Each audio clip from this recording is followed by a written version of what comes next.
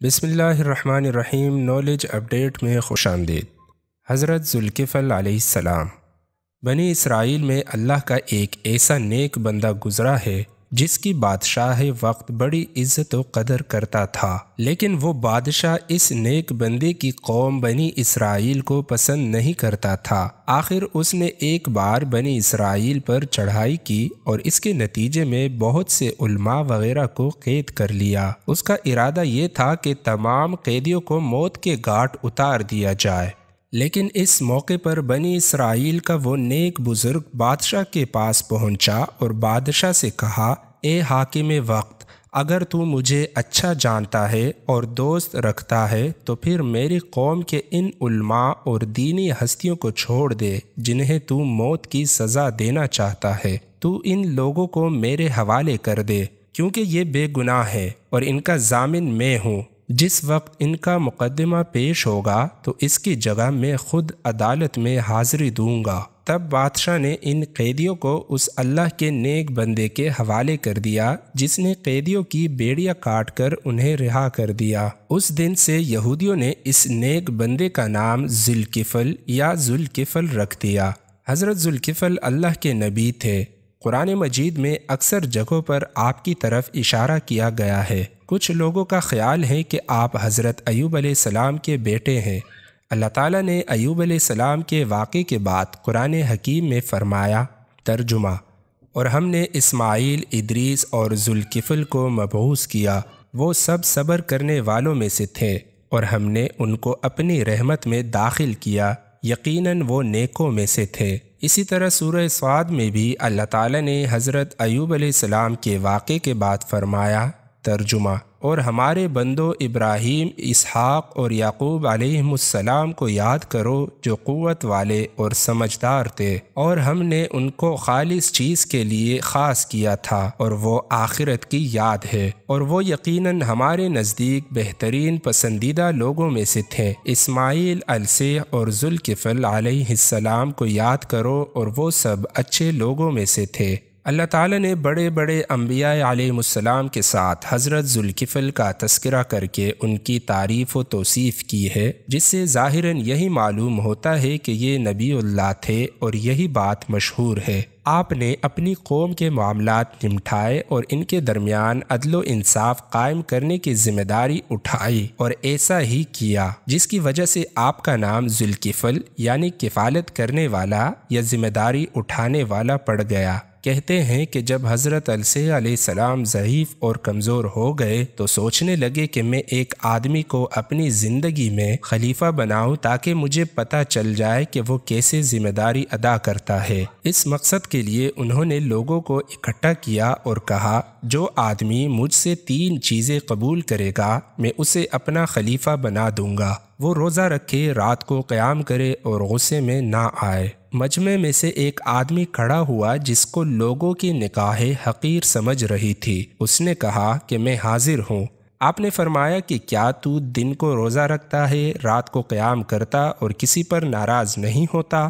اس آدمی نے کہا، نہیں۔ اس دن آپ نے اس کو واپس بھیج دیا۔ اگلے دن آپ نے پھر وہی سوال کیا تو سب لوگ خاموش رہے، صرف وہی شخص کھڑا ہوا اور کہنے لگا کہ میں حاضر ہوں۔ چنانچہ آپ نے اسے خلیفہ نامزد کر دیا۔ اس شخص کا نام حضرت ذوالکفل تھا۔ کہتے ہیں کہ ایک دن ابلیس نے اپنے کارندوں کو کہا کہ فلاں شخص کو گمراہ کرنے کے لیے اس کے پیچھے لگو، لیکن کارندے اس شخص کو گمراہ کرنے میں ناکام رہے۔ تب ابلیس نے ان سے کہا کہ تم چھوڑو، میں یہ کام خود کرتا ہوں۔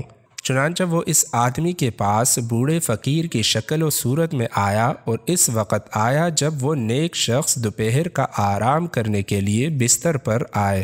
آپ دن اور رات میں صرف اسی وقت آرام کرتے تھے۔ ابلیس نے دروازے پر دستک دی۔ آپ نے پوچھا، کون ہے؟ ابلیس کہنے لگا، میں بوڑھا مظلوم ہوں۔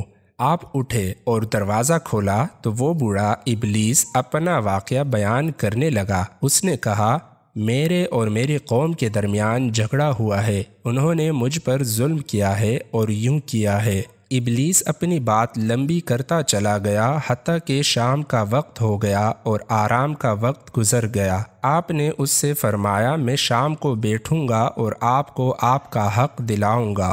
اس کے بعد بوڑھا ابلیس چلا گیا۔ آپ مجلس میں گئے تو اس بوڑھے کو دیکھتے رہے لیکن وہ نظر نہ آیا۔ اگلے دن صبح آپ مجلس میں بیٹھے لوگوں کے درمیان فیصلے کرتے رہے اور اس بوڑھے کا انتظار کیا لیکن وہ صبح بھی وہاں نہ آیا۔ جب عین دوپہر کے آرام کا وقت ہوا اور آپ آرام کرنے کمرے میں آئے تو ابلیس بوڑھے کی شکل میں آیا اور دروازے پر دستک دی۔ آپ نے پوچھا کون ہے؟ اس نے کہا میں بوڑھا مظلوم ہوں۔ آپ نے دروازہ کھول دیا اور اس سے کہا کیا میں نے تجھے کہا نہیں تھا کہ میں مجلس میں بیٹھوں گا تو وہاں آنا؟ بوڑھے نے کہا وہ میری قوم کے لوگ بہت گندے لوگ ہیں۔ جب ان کو پتہ چلا کہ آپ نے مجلس میں فیصلے کے لیے بیٹھنا ہے تو انہوں نے کہا کہ ہم آپ کو آپ کا حق دیتے ہیں۔ جب آپ مجلس میں چلے گئے تو انہوں نے پھر انکار کر دیا۔ آپ نے بوڑھے سے فرمایا جب شام ہو تو میرے پاس مجلس میں آنا۔ اس طرح دوسرے دن بھی دوپہر کے آرام کا وقت جاتا رہا اور آپ آرام نہ کر سکے۔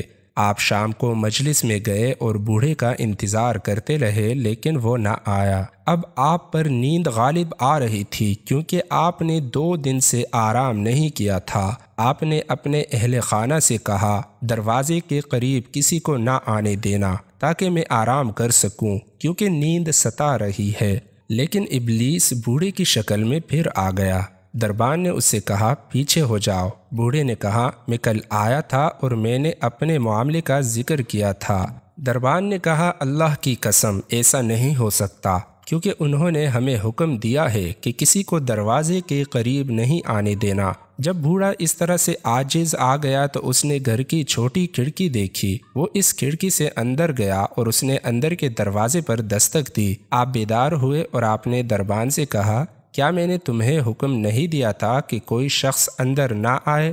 دربان نے کہا جناب یہ میری جانب سے داخل نہیں ہوا، آپ جائزہ لے لیں کہ یہ کہاں سے اندر آیا ہے۔ آپ کھڑے ہوئے اور دیکھا کہ دروازہ تو اسی طرح بند ہے جیسے انہوں نے بند کیا تھا، لیکن بوڑھا آدمی پھر بھی گھر میں موجود ہے۔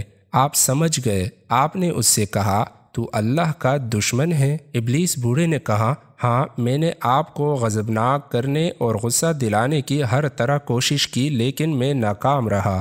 حضرت ذوالکفل علیہ السلام کے بارے میں ایک روایت یہ بھی ہے کہ آپ حضرت ایوب علیہ السلام کے بیٹے تھے اور آپ ایک شخص کے ضامن ہو کر کئی برس تک قید میں رہے۔ آپ کے مقام وفات اور دور کے بارے میں کتب میں زیادہ تفصیلات موجود نہیں ہیں۔ معزز ناظرین یہ تھا ذوالکفل کا واقعہ۔ اگر آپ کو ہماری یہ کاوش پسند آ گئی ہو تو ویڈیو کو لائک اور شیئر ضرور کیجیے اور کمنٹ باکس میں ہمیں اپنی قیمتی رائے سے ضرور آگاہ کیجیے۔ اگلی ویڈیو تک ہمیں اجازت دیجیے۔ اپنا دوستوں اور رشتہ داروں کا خیال رکھیں۔ اللہ حافظ۔